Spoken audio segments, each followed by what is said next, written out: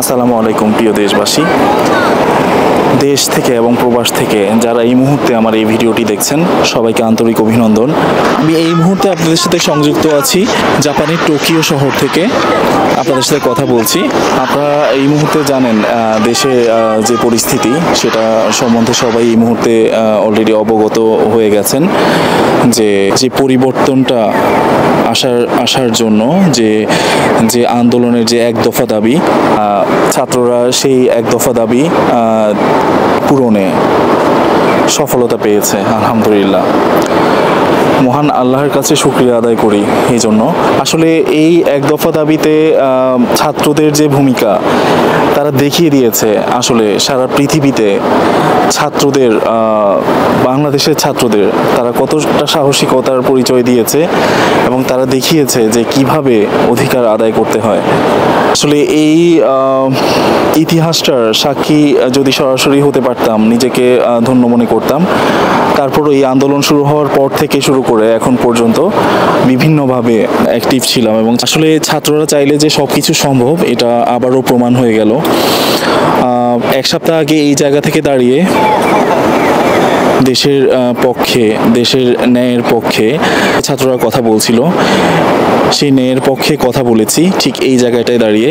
এবং গতকাল জাপানে যে প্রতিবাদ হয়েছে, প্রোটেস্ট হয়েছে, এক দফা দাবি আদায়ের জন্য যে সবাই সমবেত হয়েছিল, সেখানেও আমরা আপনাদেরকে দেখানোর সুযোগ হয়েছিল আলহামদুলিল্লাহ। আসলে এই মুহূর্তে দেশের যে পরিস্থিতি আলহামদুলিল্লাহ ছাত্ররা সফল হয়েছে এবং তাদেরকে অভিনন্দন। খুব বেশি দিন সময় না, আবার এক একটা মুহূর্ত কিন্তু এক একটা যুগের মতো মনে হচ্ছিল। অবশেষে তারা তাদের কাঙ্ক্ষিত লক্ষ্য অর্জন করতে পেরেছে।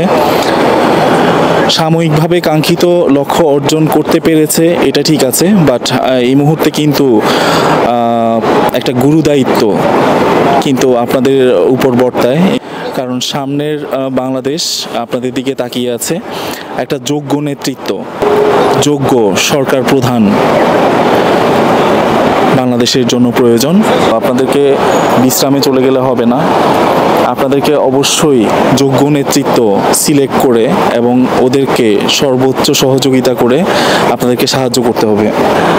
এখন পর্যন্ত আন্দোলনের কারণে দেশের যত কিছু যে যুদ্ধ বিধ্বস্ত একটা দেশের মতো অবস্থা পরিস্থিতি হয়েছে, তো এখান থেকে আমাদেরকে আস্তে আস্তে আমাদের এগুলো পুনরুদ্ধার কাজ এবং সঠিক মেরামত প্রয়োজন এবং নতুন করে যাতে কোনো ধরনের অপশক্তি ঢুকে যাতে এটাকে ক্ষয়ক্ষতির দিকে না নিয়ে যায় সেদিকে অবশ্যই সজাগ দৃষ্টি রাখতে হবে। আন্দোলনের কারণে যে ক্ষয়ক্ষতি হয়েছে সেটা ইনশাআল্লাহ দেশের মানুষ এবং প্রবাসে যারা আছে তারা সংস্কারে সর্বোচ্চ সহযোগিতা করবে ইনশাআল্লাহ। কিন্তু নতুন করে কোনো অপশক্তি ঢুকে কোনো ধরনের যাতে আর কোনো নৃশংসতা না হয় সেদিকে সজাগ দৃষ্টি রাখতে হবে। এবং ছাত্রদের কাছে ছাত্রদের দায়িত্ব কিন্তু বেড়ে গেছে, তাদের সাময়িক সফলতা চলে এসেছে আলহামদুলিল্লাহ। সাধারণ জনতার মতামতের ভিত্তিতে একটি যোগ্য নেতৃত্ব এখন খুবই প্রয়োজন। আজকে এতটা দিন, এতটা সময়, প্রায় 1 মাসের উপরে যে পরিস্থিতি বাংলাদেশে গেছে অনবরত আমরা দেখেছি। দেশে যদিও সাময়িকভাবে নেট বন্ধ হয়ে যাচ্ছিল, অনেক সময়ের জন্য নেট বন্ধ ছিল, বাট প্রবাসে কিন্তু নেটটা কন্টিনিউ ছিল, ইন্টারনেট। তো আমরা কিন্তু অনবরত দেখেছি যে আসলে দেশের পরিস্থিতি, দেশের ভিডিওগুলো আসলে এত নৃশংসতা আসলে হয় না। এই পৃথিবীতে সকল নৃশংসতা, যত ধরনের সংঘাত হয়েছে, সকল সংঘাতকে যেন ছাড়িয়ে গেছে। একটা কথা না বললেই নয়, এই আন্দোলনের মাধ্যমে যে ছাত্র এবং সাধারণ মানুষ যারা জীবন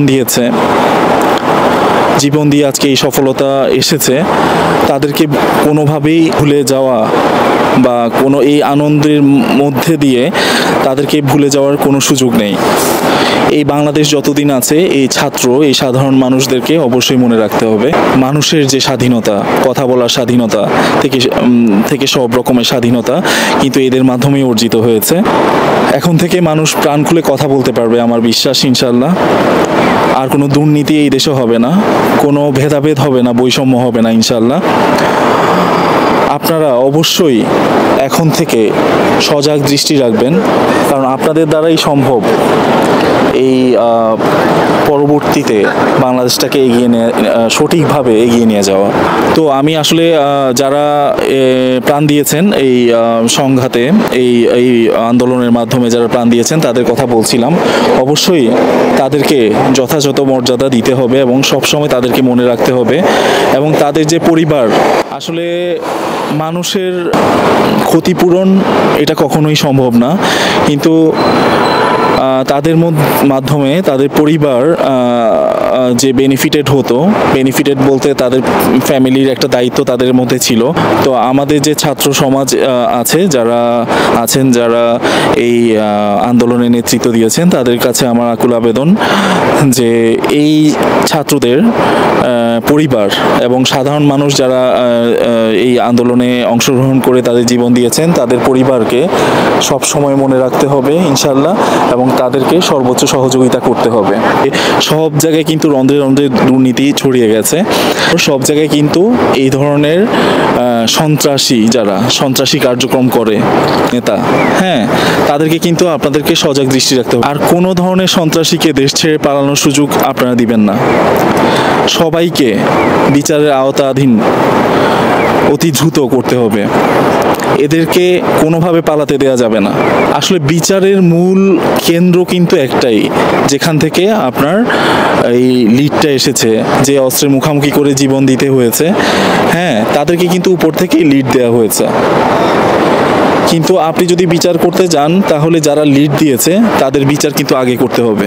তাদের লিডারশিপে কিন্তু তারা এইসব কাজ করেছে। আজকে অনেক দিন ধরে দেশের যে পরিস্থিতি, এই পরিস্থিতিতে আসলে ভালো থাকা সম্ভব না কোনোভাবে।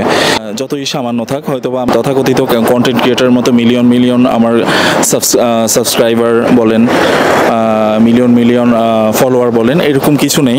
সবসময় আমি তাদের কাছে কৃতজ্ঞ, তারা আমার ভিডিও দেখেন। আর রাজনীতি নিয়ে কথা বলতে চাই না এই কারণে যে রাজনীতির ব্যাপারটা একটা নলেজের প্রয়োজন আছে। এই রাজনৈতিক নলেজ অর্জন করার জন্য অনেক স্টাডি করতে হয়। শুধু কোনো কথা বলা আসলে ঠিক নয় কোনো ব্যাপারেই, কোনো ধরনের এক্সপেরিয়েন্স যদি না থাকে। তো এই তথাকথিত নির্বাচনের দ্বারা যারা নির্বাচিত হয়েছেন, হ্যাঁ, এখানে আছেন আপনার মেয়র আছে, কাউন্সিলর আছে, চেয়ারম্যান আছে, মেম্বার আছে, হ্যাঁ, যারা আছে এখন এই মুহূর্তে, হ্যাঁ, ক্ষমতাসীন দলেরই, আবার অনেকে নিরপেক্ষ থাকতে পারে, আবার অনেকে আছে যে স্বতন্ত্র থেকে দাঁড়িয়েও হয়েছে। তথাকথিত নির্বাচনের মাধ্যমে নির্বাচিত হয়েছেন বলে দাবি করেন, তাদেরকে ধরতে হবে, তাদেরকে জবাবদিহিতায় আনতে হবে। তাদের দ্বারাও যদি কোনো ক্ষতি হয়ে থাকে, অন্যায় হয়ে থাকে, সেটারও বিচার করতে হবে। এই দাবিটাও ছাত্রদের রাখা উচিত। এবং ছাত্রদেরকে অবশ্যই যোগ্য নেতৃত্ব নির্বাচন করার ক্ষেত্রে সর্বোচ্চ প্রাধান্য দিতে হবে। আজকে এই আন্দোলনের মাধ্যমে বাংলাদেশের নতুন একটা ইতিহাস রচনা করেছে। এই ছাত্ররা নির্বাচন করবে পরবর্তী লিডার কে হবে ইনশাল্লাহ। এবং আপনারা আপনাদের মতামত অবশ্যই জানাবেন আমাকে। আপনাদের মতামত জানলে তাহলে আমি বুঝতে পারি যে আসলে আমার কথাগুলো যেটা বলছি এটা কি আপনাদের কতটুকু আপনাদের কাছে গ্রহণযোগ্যতা পাচ্ছে। সন্ত্রাসীদের হাতে অস্ত্র ছিল, এই অস্ত্র তোয়াক্কা না করে হাজার হাজার লাখ লাখ কোটি কোটি বাঙালি রাস্তায় নেমেছে। তাদেরকে আমি আবারও আমার অন্তঃস্থল থেকে স্যালুট জানাই। আপনাদের দ্বারা ভবিষ্যতের বাংলাদেশ, ভবিষ্যতের সবচাইতে সুন্দর দেশ পৃথিবীর গড়া অবশ্যই সম্ভব। প্রায় 2 কোটি বাঙালি প্রবাসী, বাংলাদেশি প্রবাসী আপনাদের সাথে আছে, আপনাদেরকে সব সময় সব রকম সহযোগিতা করবে ইনশাল্লাহ। সব সেক্টরে সংস্কার শুরু করেন, এই প্রবাসীরা আপনাদেরকে সর্বোচ্চ সহযোগিতা করবে ইনশাল্লাহ। আর এই প্রবাসীরা কিন্তু প্রকৃত দেশপ্রেমিক। আমি এই আন্দোলনের মধ্যে প্রতি মিনিটে প্রতি মুহূর্তে প্রবাসীদের অনলাইনে অ্যাক্টিভ থাকতে দেখেছি। তারা অনবরত দেশের কথা নিয়ে দেশের সার্বিক পরিস্থিতি নিয়ে খুবই টেনশানে ছিল এবং তারা তাদের এখান থেকে তারা পারছিল না রাজপথে নামতে, কিন্তু তাদের মন পড়েছিল রাজপথে, তাদের মন পড়েছিল দেশে। আমি যেটা বলতে চাই প্রথমত যে সাময়িক যে আনন্দ, সাময়িক যে সফলতা, এটা নিয়ে আপনারা আবেগে আপ্লুত হয়ে যাবেন না, ঠিক আছে? সামনের